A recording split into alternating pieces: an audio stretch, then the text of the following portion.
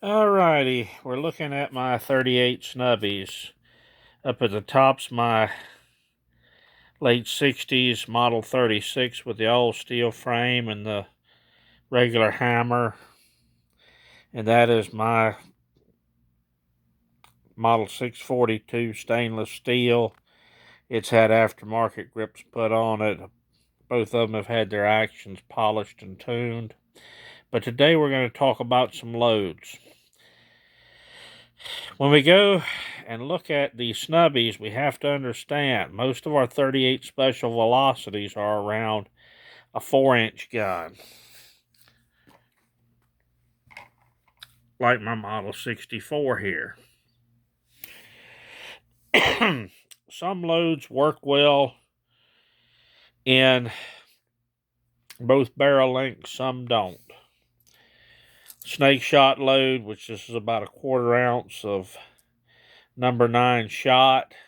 This works good for shooting snakes at 10 feet and closer. Because of the pellets in here, it acts like a little shotgun shell and increases our hit probability. So for shooting snakes and other pests within 10 feet, this is a load that works good in the snubbies, as well as the 4-inch gun. One of the old standard loads, 158 grain round nose. I have shot quite a few of these through the snubbies. The advertised velocity is around 900 feet a second. Realistically, you're going to get about 750, if you're lucky, out of these snubbies. Going from the 2-inch barrel to the 4-inch barrel, well, you gain quite a bit of velocity, and it's critical velocity in the 38 special.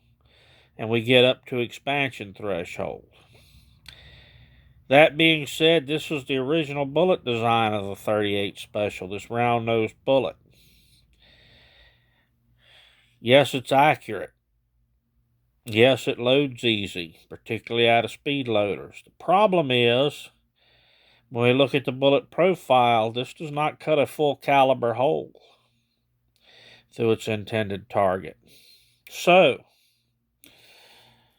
when we look at solid bullets, this is one of the examples of a hand load because I didn't have any factory load specimens. This is a semi-wad cutter. It's got a flatter nose. It's got sharp shoulders.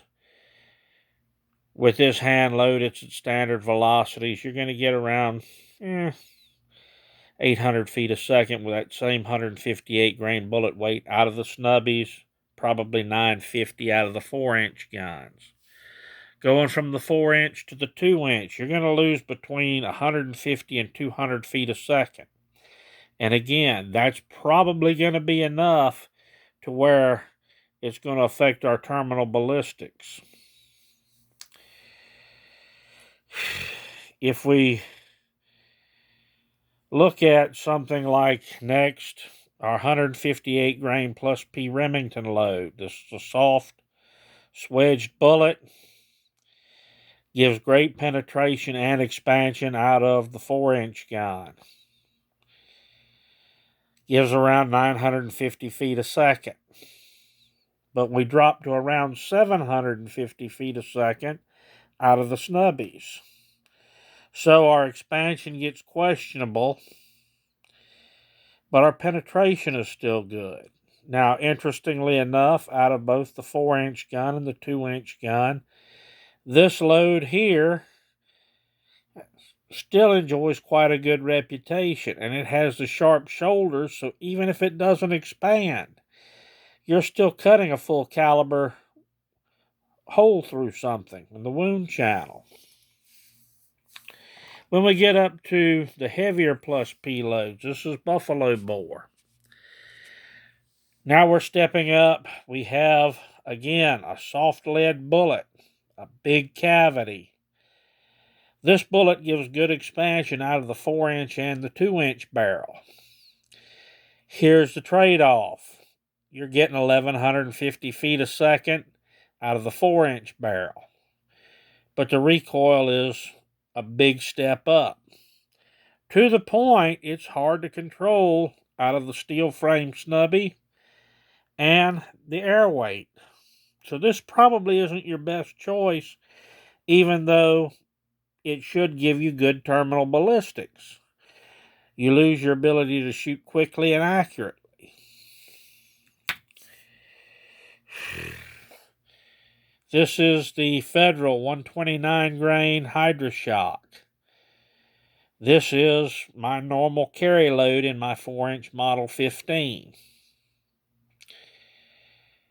Out of that 4-inch barrel, I get good expansion, good penetration, and like the Hydra-Shocks typically have, you have your little pin in there to help force the fluid into the cavity of the bullet and push the bullet out, the sides of it out, to get you good expansion. This bullet, however, does not have enough velocity out of the 2-inch guns to give reliable expansion. So what are some good loads for this? In a lot of my testing, I found the 125 grain Golden Saber bullet to work very well in the plus P pressures. This is the 125 plus P Golden Saber. They have the same load now. They call it personal defense. And out of the 2-inch gun, this gives good expansion, good penetration, and you still have good control of this, even in the air weight. Another excellent choice, 120 grain Federal Punch. This bullet is a newer one on the market, and out of the snubbies, performs very well. One of the drawbacks to the snubbies is you have fixed sights. So we can't adjust our sights for a point of impact, point of aim. A lot of people are going to say, hey, these are belly guns. They're meant for up close and personal inside of 7 yards. Well, maybe, but at one point I did do demonstrations shooting gallon milk jugs at 50 yards with this Model 36. So accurate shooting can be done at distance with them. Once we get to our lighter bullet weights, 110 or less, my opinion, based on my experiments and my use of this, the 110 grain bullet does not give me adequate penetration.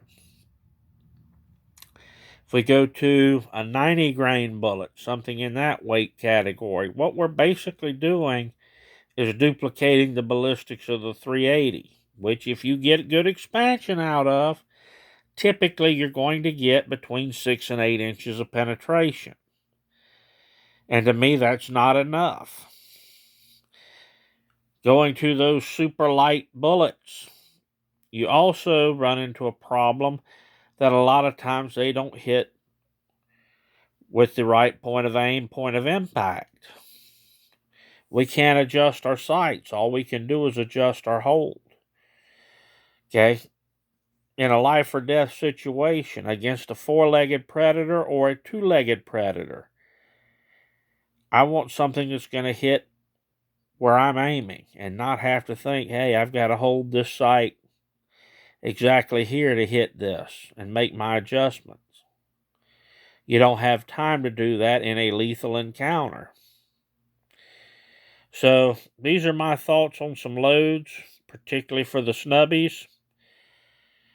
Hope this answers some questions. I hope this gives you something interesting to think about. Now, something else I'm going to say. Not all 125 grain bullets are created equal. Some bullets have thicker, heavier jackets, and they do not expand well out of the snubbies. How do we know what's going to work for us? Well, you've got to get out and shoot them and see what your loads are going to do. And I would find something that meets my criteria. Okay, I typically carry these guns in a lot of places, not only for self-defense against a two-legged predator, but I also carry them to dispatch snakes and for protection against four-legged critters. So, we match our load to what our needs are, and we do our best to find what's going to perform well in our guns. How do we do that? Again, you got to get on the range, you got to get out, shoot them, and see what's going to shoot well and perform up to your expectations and meet your requirements. Later on,